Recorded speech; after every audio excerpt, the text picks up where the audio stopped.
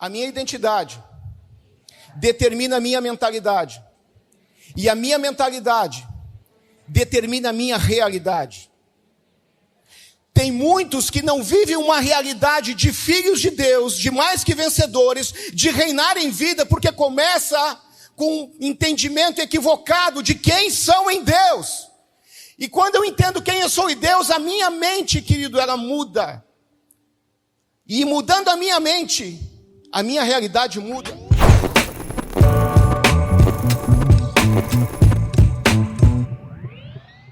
Aleluia. Glória a Deus, amados. Quantos estão felizes novamente? Aleluia. Para mim é uma alegria, um privilégio estar aqui.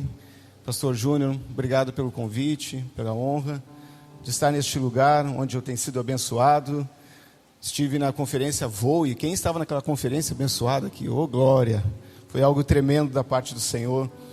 E, queridos, nesta manhã, para a gente realmente já ir ganhando tempo, eu quero trazer algo que o Senhor trouxe ao meu espírito. Eu estava buscando uma palavra, pedindo, Senhor, o que tu tens para mais de Cristo?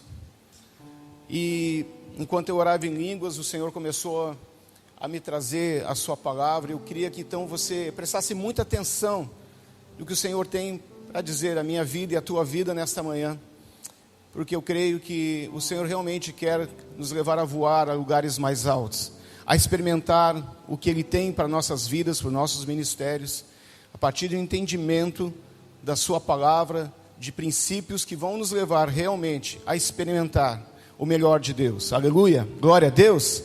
Queridos, eu gostaria que então você abrisse rapidamente livro de Juízes, no capítulo 1. Alguns textos eu vou ler, outros eu vou citar, para realmente nós podermos otimizar. E esse texto de Juízes, capítulo 1, no versículo 4, diz o seguinte, versículo 1, 4. Quando os homens de Judá atacaram, o Senhor entregou os cananeus e os ferezeus nas mãos deles, e eles mataram 10.000 homens em Bezeque. Foi lá que encontraram Adoni-Bezeque, lutaram contra ele e derrotaram os cananeus e os ferezeus. Adoni-Bezeque fugiu, mas eles o perseguiram e o prenderam e lhe cortaram os polegares das mãos e dos pés. Então Adoni-Bezeque disse 70 reis com os polegares, guarde isso, 70 reis com os polegares das mãos e dos pés cortados apanhavam migalhas debaixo da minha mesa. Agora Deus me retribuiu por aquilo que lhes fiz. Eles o levaram para Jerusalém, onde morreu. Esse texto que nós trazendo para a nossa realidade, entendendo que o Antigo Testamento é uma sombra do Novo e nos traz princípios para nos ensinar a viver as realidades da graça. Adoni-Bezeque é um tipo de Satanás, e ali a gente vê uma das atuações fortes de Satanás, que nessa situação, ele pegou 70 reis e cortou os polegares das mãos e dos pés. O que é importante nós entendermos dentro desse contexto? 70, quando a gente lembra dos discípulos, a missão dos 70, a gente lembra aqui de ministério, de chamado. Adoni-Bezeque, ele faz o quê? Ele pega esses reis e então corta os polegares. Por que se corta os polegares das mãos de um rei? Onde é que está a sua identidade? Amém? Um rei sem polegar da mão, ele não poderia ir à guerra. E um rei não indo à guerra, ou os soldados não iriam, ou eles ficariam muito desmotivados para participar de uma guerra. Ele não teria então força para pegar uma espada. Ele não poderia guerrear. Os pés, queridos, se nós não temos os polegares dos pés, há desequilíbrio, nós podemos cair. E se você faz uma caminhada de 5 quilômetros com todos os dedos, sem os polegares, você, além de poder cair, a sua caminhada vai ser encurtada. Entenda uma coisa, Satanás, ele quer roubar a nossa identidade para que nós não venhamos a cumprir o nosso chamado, para que não tenhamos força espiritual para lutar as batalhas do Senhor contra ele, para nos trazer desequilíbrio, para fazer que a nossa caminhada seja encurtada e não cumpramos o propósito de Deus. Quantos estão comigo? Digam amém. Amém. Mas aí vem uma questão, como então que Satanás, ele procura roubar, ou vamos dizer assim, tirar a revelação que nós temos, perdemos a essência de que nós somos, o entendimento de quem nós somos em Deus, a identidade que nós temos em Deus. Diga comigo assim: a minha identidade determina a minha mentalidade, e a minha mentalidade determina a minha realidade. Tem muitos que não vivem uma realidade de filhos de Deus, de mais que vencedores, de reinar em vida, porque começa com um entendimento equivocado de quem são em Deus. E quando eu entendo quem eu sou em Deus, a minha mente, querido, ela muda. E mudando a minha mente, a minha realidade muda. Tem uma frase que diz o seguinte: pensamentos que se repetem viram palavras, palavras que se repetem viram atitudes, atitudes que se repetem viram o quê? Hábito. Um hábito se repete, vira um caráter. E um caráter determina um destino. Tem pessoas, queridos, que estão afastadas eternamente de Deus. Estão na eternidade sem Deus, porque começou com um pensamento. Que muitas vezes é uma amargura, um ressentimento, virou um ódio, e muitas vezes parte para a eternidade com essa condição. O que o Senhor, querido, quer ministrar a nós nesta manhã, é nós compreendermos como nós vivemos essa identidade, como nós passamos de uma situação, querido, de imaturidade espiritual para maturidade espiritual. E ao longo da nossa caminhada, nós seremos desafiados, querido, todos os dias a viver aquilo que nós somos em Deus, porque Satanás, todo dia, ele vai tentar, querido, confrontar você. Por isso Jesus disse: quem quiser ser meu discípulo, negue-se a si mesmo, tome cada dia a sua cruz, cada dia uma cruz, e siga-me. Você será desafiado todo dia, querido, a viver a maturidade de um filho de Deus, a identidade de um filho de Deus. E quando a gente vê a história de Israel, a gente percebe, querido, porque é um paralelo muito interessante, porque a gente vê como acontece hoje na nossa vida, nos nossos dias. Lembra, Israel, querido, ele foi liberto da escravidão do Egito, amém? Quantos lembram, conhecem bem essa história? Mas a escravidão não saiu do coração deles, não saiu da mente deles. Veja, uma geração, querido, que viu aquelas 10 pragas do Egito, que viu o fogo caindo do céu, querido, que viu escuridão, que viu rãs, que viu sangue, e eles não eram afetados. Pensem, querido, se não era uma geração para sair, sabe, sapateando do Egito e enfrentando dificuldades, e sempre crendo que o Senhor levaria a eles, querido, em vitória. Mas veja, uma geração que viu os maiores milagres que qualquer outra geração viu, no primeiro desafio diante do Mar Vermelho, já começou a murmurar. Como se explica isso? Tem gente que diz assim: pastor, se eu vi um milagre de Deus, se Deus fizer isso na minha vida, naquilo, se mudar o meu marido, se mudar minha esposa, se me der um carro, se me der... eu vou servir a Deus, eu vou servir diferente, eu assim vou me entregar a Deus. Quantos que se enganam com isso, querido? Porque é uma coisa mais dentro aqui, é algo no íntimo que precisa ser mudado. É uma maturidade que a gente vai alcançando com o tempo, no decorrer, e a gente vai ver isso. Quantos se enganam com isso, amados? Não precisa Deus fazer algo por nós para nos entregarmos a Ele, nos entreguemos a Ele e vemos os milagres de Deus na nossa vida, e vemos o agir de Deus na nossa vida. O Senhor não deve nada a nós, querido, nada. Ele já fez tudo. Ele já fez tudo. Nós estamos condenados a uma eternidade sem Ele. Ele não precisa provar nada. Ele já diz, Romanos 5,8, mas Deus prova o seu amor para conosco, em que Cristo morreu por nós, sendo nós ainda pecadores. Mas aquela geração, então, ela não entendeu, querido, e eles continuaram, então, vivendo, não como filhos. A palavra diz que o Senhor, então, pegou Israel pela mão como um filho, mas eles não entenderam isso. Eles achavam que Deus odiava eles. Estavam com saudade do Egito, da comida do Egito, das coisas do Egito. E quantos hoje, querido, que estão na igreja do Senhor e tem saudade do Egito, tem saudade daquele tempo. Mas sabe, querido, muitos estão vivendo num deserto, mas sabe que no deserto tem maná, no deserto tem água, no deserto tem provisão de Deus. No deserto, querido, fala lá em Oséias, eu a levarei ao deserto, lhe falarei ao coração. É onde o Senhor fala conosco, é onde nós temos experiências sobrenaturais, onde nós crescemos em Deus. Eu preciso entender, queridos, os processos de Deus. E nesses processos, querido, eu preciso abandonar uma mentalidade de escravo para viver a realidade de filhos. Se eu fosse dar um tema para essa ministração de hoje, é libertos da mentalidade de escravos para viver a realidade de filhos. Se você pensar num escravo, que tipo de sentimento tinha escravos? Pense em escravos de uma forma geral. Escravo tinha medo, sim ou não? Tinha? Murmurava? Tinha ressentimento, ódio dos seus algozes, sim ou não? Quantas coisas a gente percebe, querido, a lista seria longa, que é típico de algo de escravo, mas que como filhos que o Senhor nos tornou, Ele quer exatamente nos libertar dessas coisas. Porque se essa mentalidade prevalece, que nós não conseguimos viver a realidade de filhos de Deus. Aquele texto tão precioso que está em Romanos, no capítulo 8, que você abrisse comigo. Aleluia. Glória a Deus. Versículo 13 de Romanos 8. Pois se vocês viverem de acordo com a carne, morrerão, mas se pelo Espírito fizerem morrer os atos do corpo, viverão. Porque todos os que são guiados pelo Espírito de Deus são filhos de Deus. Pois vocês não receberam um espírito de escravidão, mas receberam um espírito de adoção, por meio do qual clamamos, Abba Pai, clamamos Paizinho.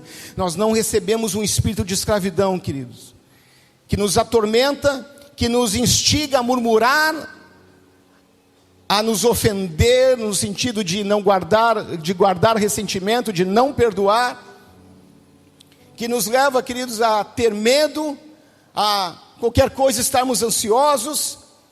Nós não recebemos esse espírito. Agora, é importante que nós entendermos que essas coisas do velho homem, essas coisas da escravidão, elas precisam realmente ser tratadas. Nós precisamos, querido, ser restaurados nisso, para vivermos realmente os processos de Deus.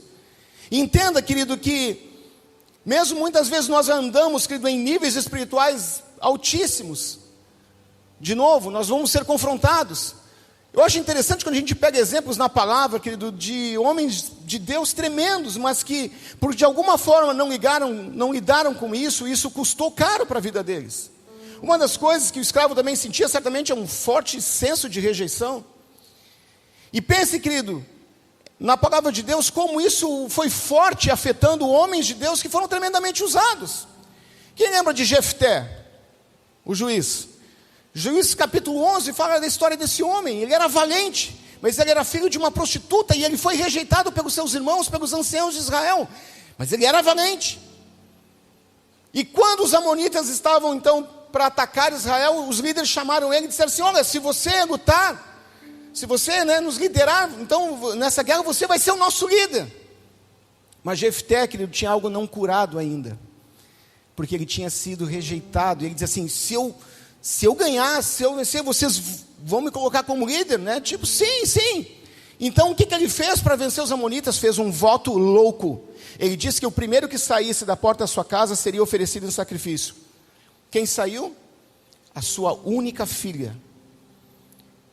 Alguns acham que ele teria matado ela, mas eu creio que é o que, como diz exatamente a palavra, ela não pôde mais casar. Ele não teve descendência. E uma das coisas que foi dito ali pelos seus irmãos é o seguinte: você não terá herança na nossa casa, porque você não é filho, né? Da nossa mãe, enfim, você não é da família, você é filho de uma prostituta. E para se afirmar, se autoafirmar, para tentar mostrar que ele era o cara, ele fez um voto louco. E aquilo que eles disseram, você não terá descendência, acabou acontecendo. Não há registro de descendência na vida de Jefté. Interessante que o rei Davi, queridos, um homem segundo o coração de Deus, um homem que lutou as guerras do Senhor, fez tantos salmos, um exemplo de adorador. Vocês conhecem bem a história dele. Você lembra quando Samuel foi ungir um dos filhos de Jessé? Quem que foi esquecido? Davi. Querido, você viu um profeta de Israel na casa de um homem naquela época e não chamar todos os filhos, não chamar toda a família? Davi já tinha uma questão de rejeição lá dentro de casa. E depois, querido, a questão de paternidade na vida dele, acabou depois se manifestando na sua vida, no seu reinado. Você lembra o que aconteceu depois? Você sabe bem a história. Ele acabou adulterando, matou o marido da mulher com qual ele adulterou para ficar com ela. Deus o perdoou porque ele tinha um coração quebrantado, e isso fez a diferença na vida de Davi, mas ele colheu as consequências. Depois Absalão abusou da sua meia-irmã Tamar. Aliás, Amnon abusou da sua meia-irmã Tamar, que era irmã de Absalão. O que acontece? Absalão mata Amnon. Davi não repreendeu Amnon. Aí Absalão mata. O que Davi faz? Em vez de, a coisa já tinha acontecido, traz Absalão, conversa com ele. Absalão ficou 2 anos em Jerusalém sem ver a face do rei. Ele só viu a face do rei porque ele colocou fogo lá na seara de Joabe, daí que era o comandante do exército, e foi obrigado a trazer, então, Absalão diante de Davi. E aí logo em seguida tem o que? A usurpação do trono por Absalão. Davi, querido, não tratou com uma raiz lá no início. Aqui a gente poderia falar muitas coisas, mas não temos tempo, que entra numa outra seara. Mas entenda, querido, que essas coisas que são de uma mentalidade de escravo, não de uma mentalidade de filho, se nós não lidarmos, querido, isso vai afetar nossa vida, nosso ministério, nosso casamento, a criação dos nossos filhos, a maneira de nós pensarmos, a maneira de nós reagirmos, porque nós mais reagimos do que agimos. E se essas coisas não estão tratadas, querido, isso vai afetar.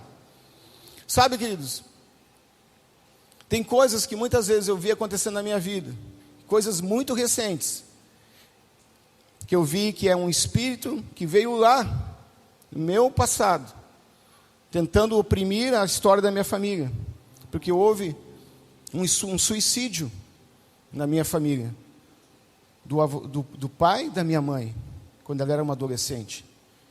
Esse suicídio, querido, um espírito de suicídio, ele vem com rejeição, vem com depressão, vem com baixa estima. E eu tenho que cuidar, querido, se muitas vezes eu não faço algo para tentar me afirmar. Uma vez, eu gostava assim, eu contava testemunhos do que Deus tinha feito através da minha vida, do ministério de cura, enfim.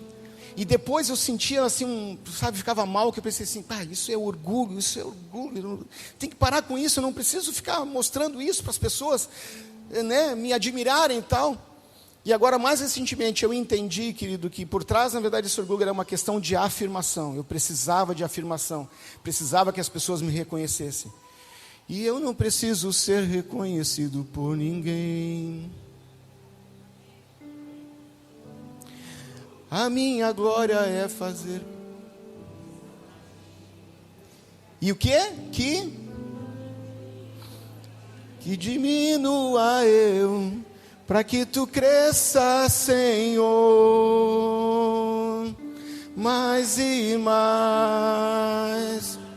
Sabe, amados, a gente não vai permitir que o Senhor cresça, que a sua vida se manifeste, se eu tentar trazer o meu eu, se eu tentar afirmar. Nós não precisamos, querido. Entenda, o Senhor Jesus não tinha feito nenhum milagre, e o Pai disse: eis o meu filho amado, em quem eu tenho prazer. Ele tem prazer em você porque você é filho, porque você é herdeiro, porque Ele deu o que tinha de mais precioso por mim e por você, para que vivamos o melhor dele, a sua herança nesta vida. O mesmo texto de Romanos 8 diz que nós somos o quê? Herdeiros de Deus e co-herdeiros com Cristo. Sabe o que quer dizer co-herdeiro? É herdeiro junto. Não quer dizer que a herança de Jesus, metade é nossa, metade é dele. É o princípio da adoção, querido. Porque o filho adotado naquela época, ele tinha a mesma herança do filho primogênito. Qual era a herança do filho primogênito? Porção dobrada. O pai tinha uma herança, digamos, tinha 3 filhos, dividia em 4. 2 porções é para o primogênito e as outras uma, né, para os outros 2 filhos. O filho adotado tinha a mesma posição do filho primogênito. Por isso que a Bíblia fala, a igreja dos primogênitos arrolados nos céus, Hebreus 12, 23. Você é primogênito junto com ele. Você é um espírito com ele, com o espírito do Senhor. Aleluia! Não somos qualquer coisa, queridos. Nós temos o DNA dele, nós temos a vida dele em nós. Não estamos sujeitos à servidão deste mundo, ao pecado. Quantos já foram batizados aqui por imersão? Quantos já foram batizados nas águas? Entenda, querido, você se identificou com Cristo na morte, no sepultamento e na ressurreição. Em 1 Coríntios 10, fala daquela geração, então, dizendo que, olha, as coisas que aconteceram a eles por causa dos pecados que cometiram. A Bíblia diz ali, eu não vou ler agora por causa do tempo, mas assim, foi deixado de exemplo para nós, para que a gente não caia nas mesmas coisas. Só que ali diz que eles foram batizados na nuvem e no mar em Moisés. Lembre, exemplo, a Páscoa representa a morte, né, de Cristo. A passagem no mar, o batismo. Amém? É como acontece conosco. Mas diz que eles foram batizados em Moisés. Eles estavam debaixo, eles viveram depois o que? Debaixo da lei. Moisés representa a lei. Quando nós somos batizados em Cristo, e você então foi batizado em Cristo, você está debaixo da graça. Nós temos algo que eles não tinham, porque o Espírito Santo, o mesmo Espírito que ressuscitou Jesus Cristo dentro de nós, dentre os mortos, está dentro de nós. Então, querido, o batismo em Cristo significa que é o Espírito Santo que habita e que atua no nosso meio, na nossa vida, para levar-nos a sermos mais que vencedores, a viver essa realidade, a experimentarmos a herança. Mas muitas vezes que nós não vivemos com uma mentalidade às vezes de escravo, com coisas de escravo. Não que a nossa mentalidade é toda, mas muitas vezes há áreas. Às vezes, querido, podemos ver que a gente... E olha que mistério. Você lembra o texto que lemos sobre Adoni-Bezeque? Aqueles 70 reis, eles comiam as migalhas que caíam da mesa dele. Alguém isso lembra uma passagem no Novo Testamento da mulher sírio-fenícia? Lembram?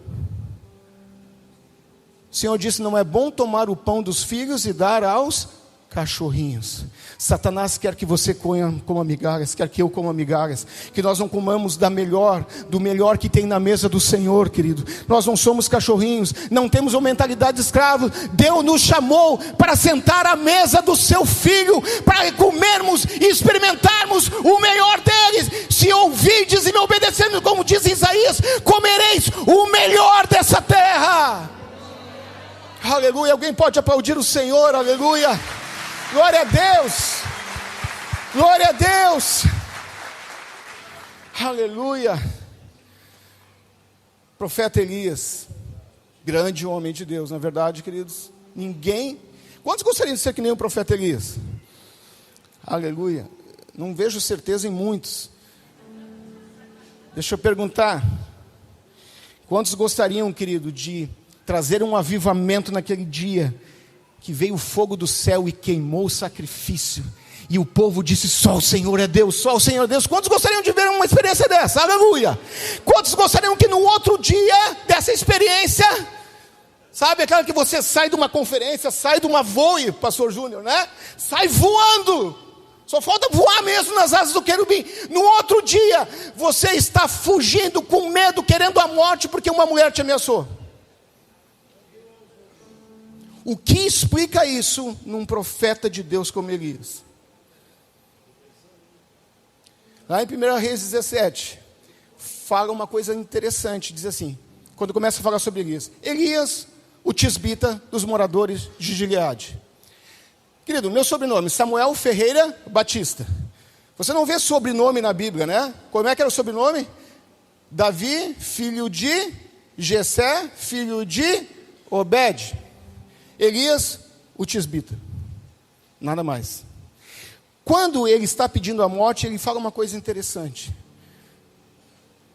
Senhor, eu não sou melhor do que os meus pais.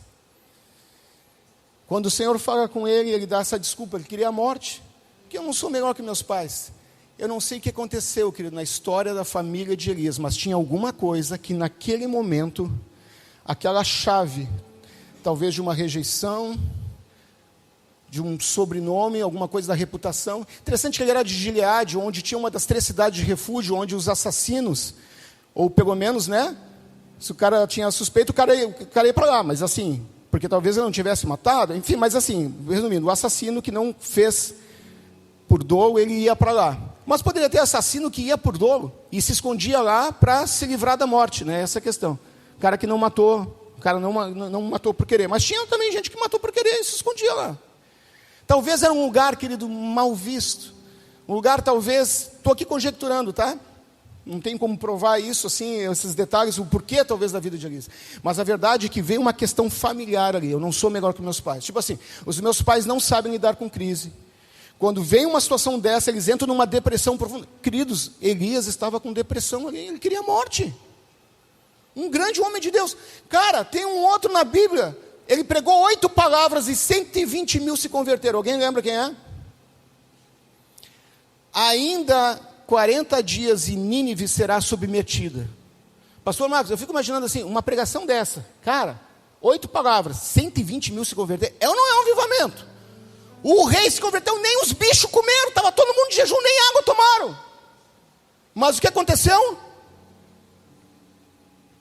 Falta de perdão, amargura, porque os ninivitas eram um povo perverso. E Jonas não aceitava a misericórdia de Deus sobre eles. O que aconteceu? Estava ele lá, querendo morrer, debaixo de um zimbro. E o Senhor dá uma lição nele ali, né? Morre o zimbro, diz assim, cara, tu tem misericórdia desse zimbro que nasceu num dia, morreu no outro, e tu não tem misericórdia de 120 mil, eu não deveria ter misericórdia de 120 mil, que não sabe discernir nem da mão direita à mão esquerda. Querido, nós podemos ser tremendamente usados por Deus, mas ainda assim o nosso coração ter áreas de reprovação. Eu confesso que eu acho que foi lá no ano de 97, 98, não lembro. Quando o Senhor começou a me usar na área de cura, eu ficava assim impressionado com o que o Senhor fazia, mas daqui a pouco, querido, me veio quando eu me deparei com Mateus 7, 22, nem todo que me diz Senhor, Senhor entrará no céu, no reino dos céus, mas aquele que faz a vontade, eu diz assim, lembra que ele diz assim, apartai, muitos naquele dia vão dizer, né? Senhor, Senhor, nós expulsávamos, profetizávamos, curávamos, fazíamos milagres, nunca vos conheci. Nunca vos conheci. Uma coisa que eu tenho orado nesses dias, não é apenas para eu conhecer a Deus, mas para eu ser conhecido de Deus. É um mistério isso, querido, ser conhecido de Deus. A Bíblia diz que aquele que ama a Deus, esse é conhecido por Ele. O que ele diz para João 14, 21, 23? Aquele que tem meus mandamentos e os guarda, esse é o que me ama. E o meu Pai o amará, e eu também o amarei. E eu virei e me manifestarei a Ele. Querido, dons não é respaldo de Deus, os frutos sim. Os frutos mostram a raiz da árvore. Os dons é um adorno, mas os frutos mostram quem realmente é. E eu comecei a entrar e dizer, não adianta, eu ficava pensando, meu Deus do céu, mas não adianta ser usado e aí isso não quer dizer, né? Porque tem gente que às vezes vê as pessoas assim, queridos, explodindo, né? Em áreas de dons e tudo assim, nossa, esse homem, essa mulher é espiritual. Precisamos conhecer os frutos. Sabe que a Bíblia diz que o Senhor, Ele se agrada da verdade no íntimo. Lembra da Arca da Aliança? Era feita de madeira de acácia, ouro por dentro e por fora. A madeira representa a humanidade, o ouro representa a realeza, a divindade. Por dentro, é a humanidade sendo revestida da divindade. É um tipo de Jesus, mas é um tipo do quê? Da pureza, da realeza, da nobreza, que o Senhor quer ver a realeza dEle, a nobreza dEle, a pureza, tanto por dentro, as motivações do nosso coração, quanto aquilo que nós fazemos por fora e que as pessoas podem ver. Porque eu posso fazer algo, querido, com uma motivação errada. Eu posso fazer coisas para Deus, e Deus não está nessas coisas que eu faço para Ele. Mais importante do que fazer algo para Deus é que Deus esteja naquilo.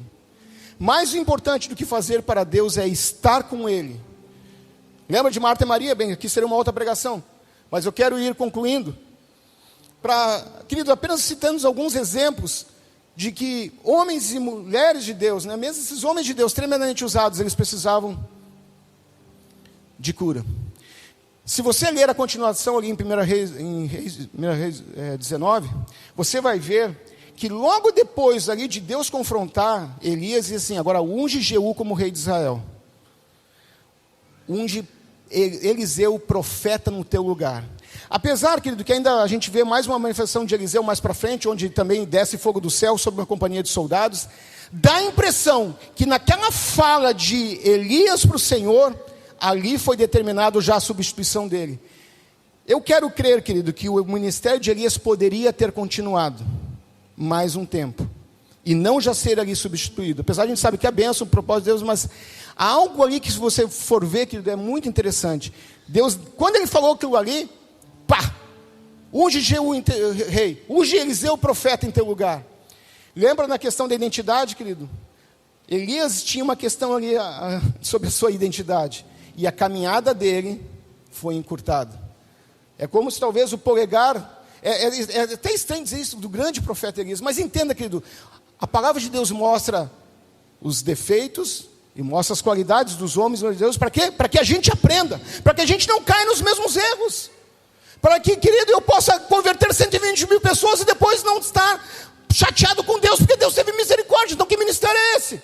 Eu quero que as pessoas sejam salvas, mas depois fico chateado porque Deus salvou elas. Tem pessoas que são profissionais do Evangelho, não há amor naquilo que elas fazem, não há amor pelas pessoas, não há amor pelos perdidos, não há amor pelos enfermos. O que importa é a performance. Deus nos chamou, Deus não nos chamou para performar, Deus nos chamou para manifestar a glória e o amor dele nessa terra. Aleluia, aleluia, glória a Deus.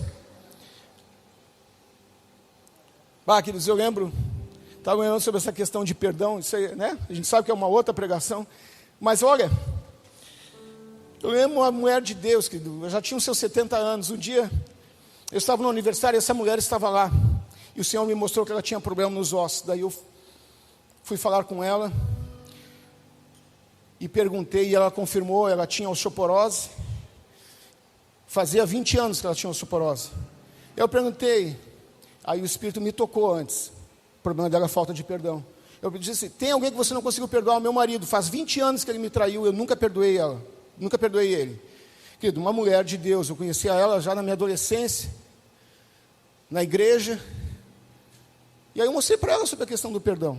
Perdão, querido, não é uma opção, perdão é uma questão de obediência. E uma coisa que nos ajuda a perdoar, Lucas capítulo 6, versículo 27, amai os vossos inimigos, fazei bem aos que vos odeiam, bendizei ou abençoai os que vos amaldiçoam, e orai pelos que vos caluniam, que acusam falsamente. A gente não vai conseguir, querido, odiar, ter ressentimento alguém pelo qual nós oramos. Você está com dificuldade de perdoar? Pastor, eu já orei, já liberei perdão, já pedi perdão, porque eu não perdoava, mas aquele sentimento não sai. Ore intensamente, que isso vai curar. Primeiro, querido, Deus fala a nossa vontade, nosso livre-arbítrio. Quando você decide pela tua vontade, a tua área de sentimentos começa a receber a cura. Apenas obedeça e veja Deus falar. Não sinta para depois obedecer. Obedeça e veja o milagre acontecer. Aí eu expliquei para ela sobre a questão do perdão. Ela perdoou em questão de segundos. Eu acho que eu nem orei pela osteoporose. Eu disse assim: vamos fazer um teste. Aí ela se levantou, se ajoelhou, porque ela não conseguia se levantar sem ajuda. Se levantou completamente curada por 20 anos de osteoporose. Era só ela ter obedecido o princípio.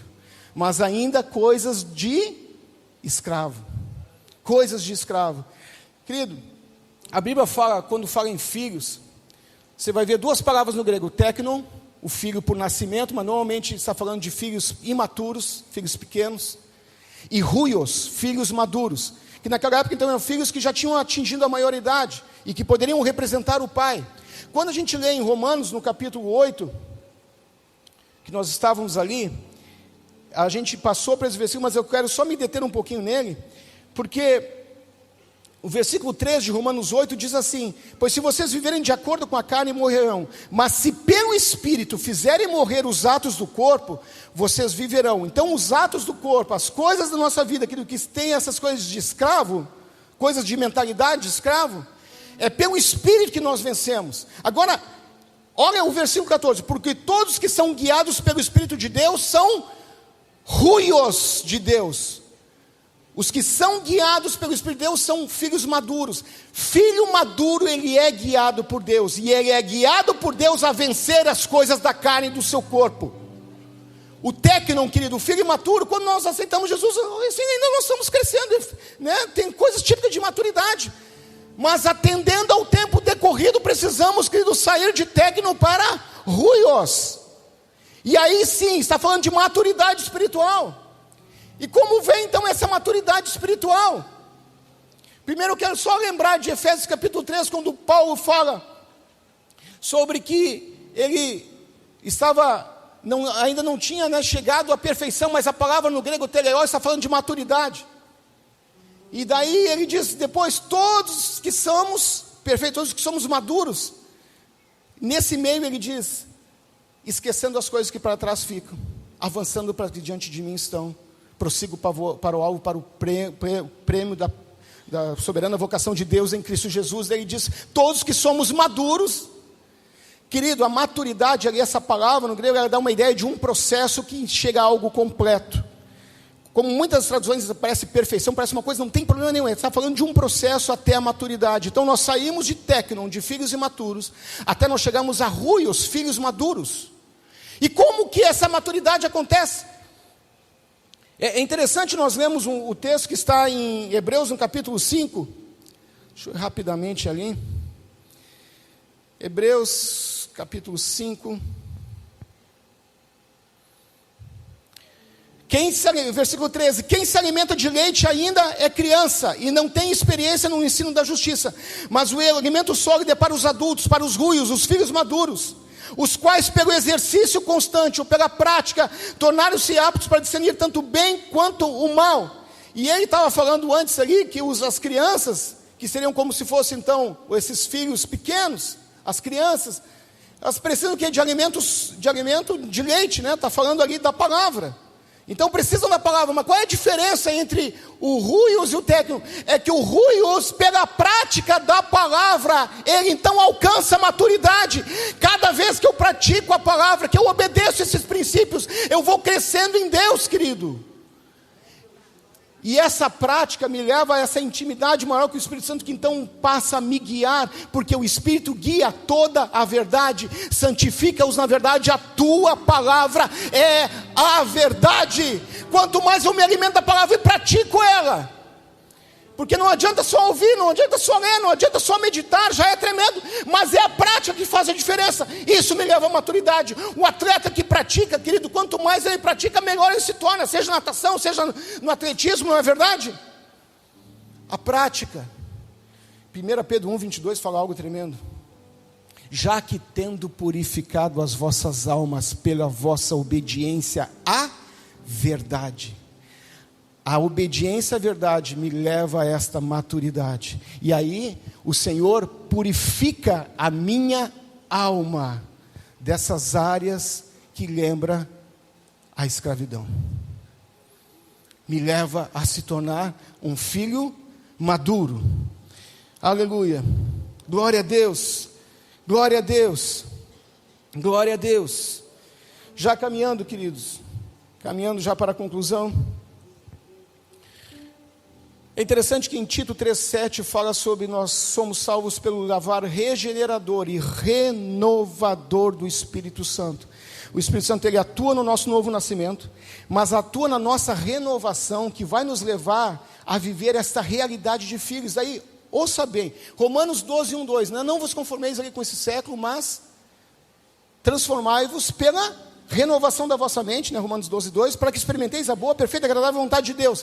A palavra ali, transformai-vos, é, transliterando, metamorfose, mudança de forma.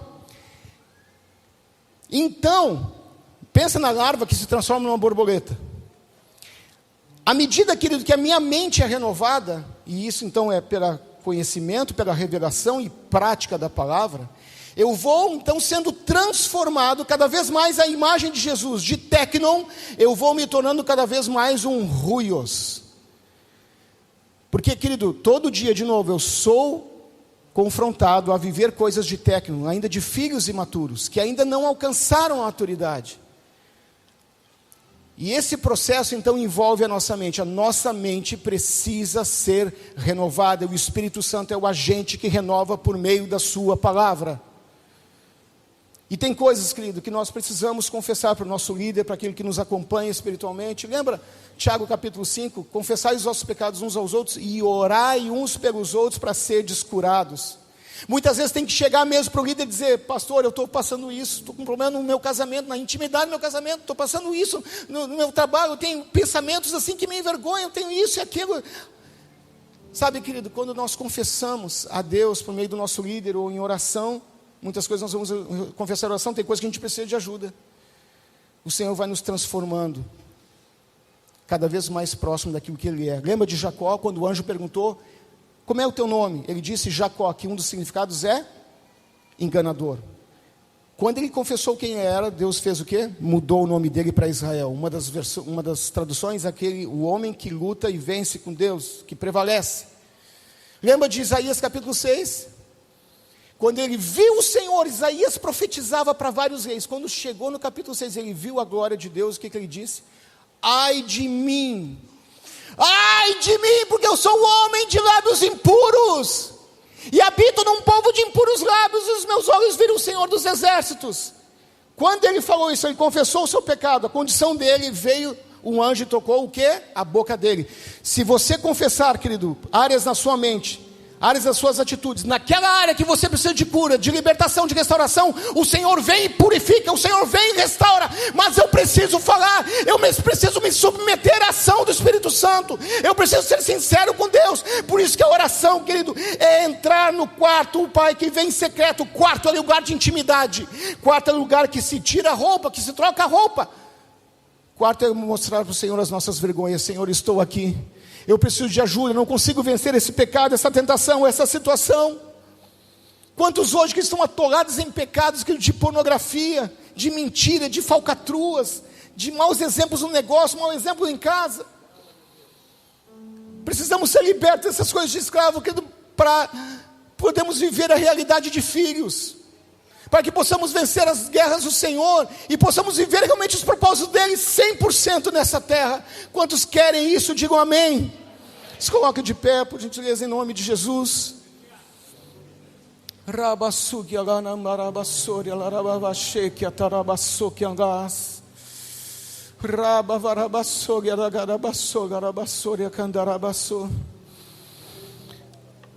A tua realidade hoje, querido, não determina o teu fim. Há pessoas que entraram aqui com frustrações, com dilemas na vida, com desafios, com coisas que muitas vezes, querido, você perde a sua paz, perde o seu sono. Mas lembre-se de uma coisa: se você tem o Senhor, o seu Espírito está dentro de você, para te guiar a toda a verdade, para te guiar a viver a realidade de filho. Você não é mais escravo, você já morreu para o pecado, você já morreu para as coisas que te escravizavam, querido. Nós estamos numa outra condição hoje, mas precisamos entender isso por revelação. Precisamos, querido, compreender o quanto Deus nos ama. Quando, querido, entendemos, e João fala isso de uma forma muito tremenda, ele diz assim, e lá em 1 João, e nós conhecemos e cremos no amor que Deus nos tem. O perfeito amor, ele lança fora todo medo. Muitas vezes o medo sobrevém, querido, porque nós não confiamos tanto assim no amor de Deus por nós, no cuidado de Deus por nós. Sabe por que muitas vezes nós não conseguimos ser práticos em relação a 1 Pedro 5,7, Filipenses 4,16, não andeis ansiosos por coisa alguma, antes sejam conhecidos os vossos pedidos diante de Deus com súplicas e ações de graça, e a paz de Deus, que excede todo o entendimento, guardará os vossos corações e as vossas mentes em Cristo Jesus, lançando sobre Ele toda a vossa ansiedade, porque Ele tem cuidado de vós. Quando muitas vezes que no nosso coração uma ponta de dúvida do cuidado de Deus por nós, do amor de Deus por nós, a ansiedade nos sobrevém. Nós perdemos a referência. vem o desequilíbrio, lembra? O polegar do pé cortado. É isso que Satanás quer, querido. Trazer desequilíbrio das nossas convicções. Você daqui a pouco começa a duvidar do amor de Deus, do poder de Deus. Talvez alguém essa manhã está dizendo: Deus, eu não vejo o teu agir. Onde está o teu cuidado? Eu já esperei tanto, tenho pedido tanto. Talvez como Marta e Maria, no momento que elas mais precisavam, mandaram chamar Jesus para curar Lázaro. E o que Jesus fez? E esperou mais 2 dias. Quando chegou lá, já estava morto há 4 dias. Talvez você está esperando o teu milagre, a tua resposta, querido, e nem entende por que esse tempo. Sabe o que aconteceu lá com os discípulos e com Marta e Maria? Eles conheceram algo que eles não tinham conhecido. A fé deles aumentou. O Senhor disse: eu me alegro porque eu não estava lá, para que vocês possam crer, falando para os discípulos. Muitas vezes o Senhor vai permitir situações, querido, para realmente nos levar a esta maturidade, para que nós conheçamos um aspecto do seu caráter, do seu amor, do seu poder, que nós não conhecíamos. Eles achavam que Jesus apenas poderia talvez curar Lázaro. Jesus fez mais que curar. Jesus ressuscitou. Talvez tenha áreas da tua vida que estão doentias. Talvez tenha coisas que você não está entendendo hoje. Mas eu quero dizer assim, como o Senhor disse para Pedro: o que eu faço agora você não entende, mas vai entender depois. Talvez você não entenda agora, mas depois você vai entender. Enquanto Deus trabalha na minha vida, na tua vida, nesses processos, para levar a maturidade de filhos. Porque a criação aguarda a revelação dos filhos de Deus. Dos filhos de Deus. Para andarmos no sobrenatural dele, curando enfermos, expulsando demônios, libertando cativos, profetizando. E com um caráter irrepreensível. As pessoas vão olhar: esse é homem de Deus, é mulher de Deus, não apenas porque ele atua de forma poderosa no sobrenatural, porque ele faz coisas tremendas, mas é um exemplo de pai, é um exemplo de filho, é um exemplo de empregado, é um exemplo de patrão, é um exemplo de servo na casa de Deus. Aleluia! Cristo quer casar com uma noiva sem mancha, sem mácula, sem ruga. Uma igreja que ama Ele, que ama Ele verdadeiramente. E o amor por Ele é demonstrado pelas nossas atitudes. Não é apenas eu dizer o quanto eu amo, isso é tremendo. É o nosso sentimento, a nossa alma, sabe, se levando ao Senhor. Mas o nosso amor é provado, querido, quando estamos diante de um celular, um homem de Deus, e começa a vir umas mensagens, umas figurinhas, a gente disse não.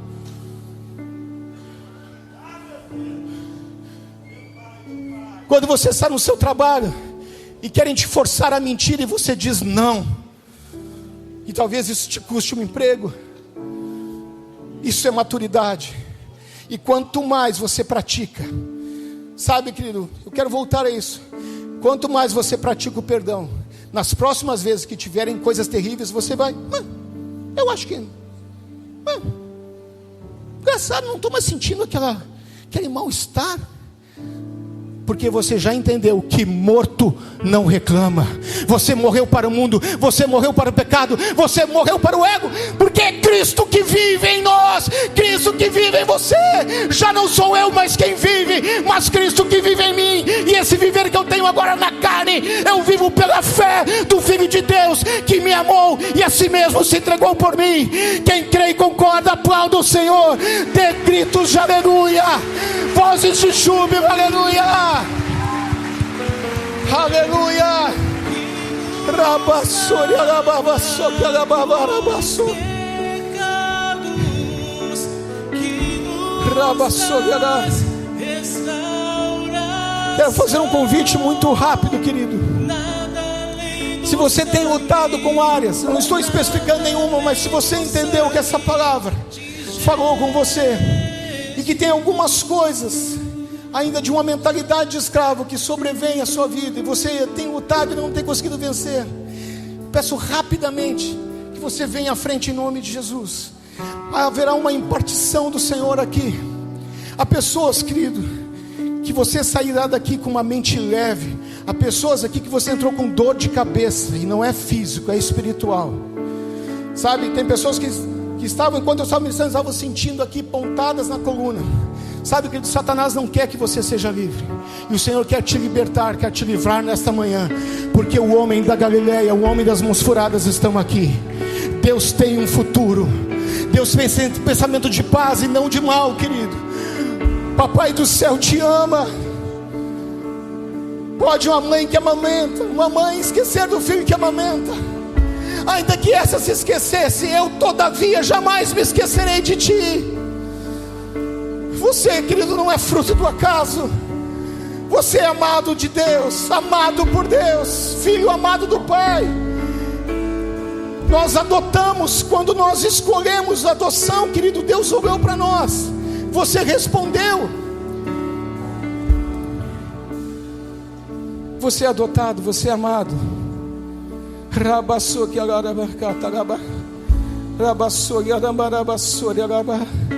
Aquele que vem a mim, de modo algum eu lançarei fora.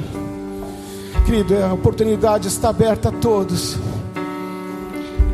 Deus morreu por todos, salvou a todos, toda a humanidade pode ser curada, liberta e salva. E sabe o que quer dizer isso? Que a palavra no grego para salvação, soteria, envolve as 3 áreas do ser humano.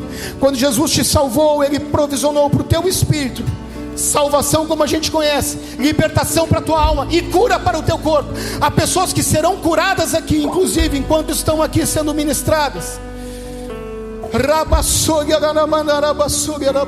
Pastores, fiquem em verdade, aleluia.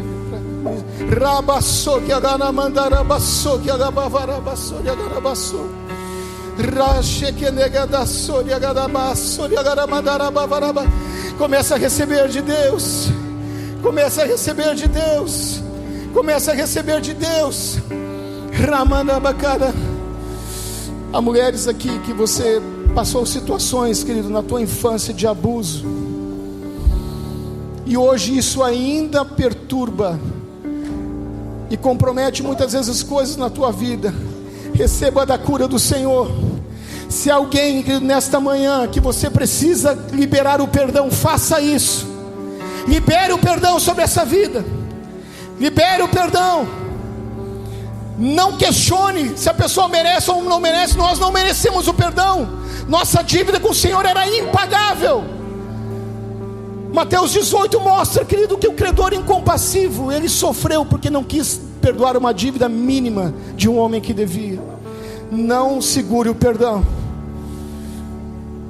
Não segure, libere, libere, libere. Seja curado. Seja curado na tua identidade. Seja curado, liberto na tua mentalidade. E viva a realidade de filho. Aleluia.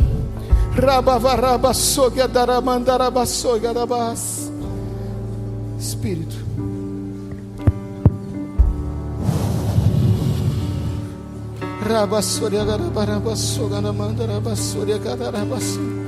abra o seu coração a Ele. Deixa Ele ministrar. Deixa Ele ministrar.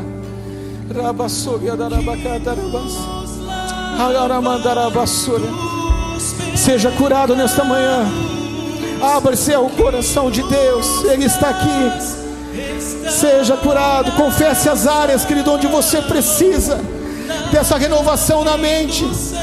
Onde há rejeição, onde há medo, onde há um pecado, confesse ao Senhor e sinta pela fé a brasa viva do Senhor te tocando nessa área e te libertando e te curando e te restaurando. Ele te ama demais. Nem a morte, nem a vida, nem anjos, principados, potestades, coisas do porvir, querido, nada nos separará do amor de Deus que está em Cristo Jesus. Aleluia. Receba em nome de Jesus o amor de Deus. Receba, receba, receba.